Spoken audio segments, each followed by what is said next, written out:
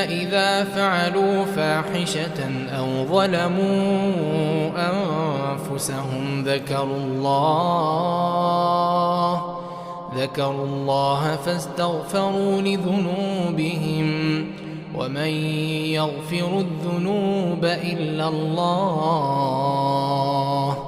ولم يصروا على ما فعلوا وهم يعلمون أولئك جزاؤهم مغفرة من ربهم وجنات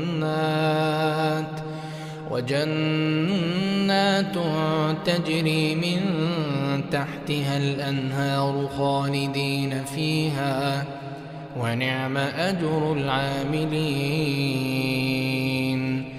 قد خلت من قبلكم سنن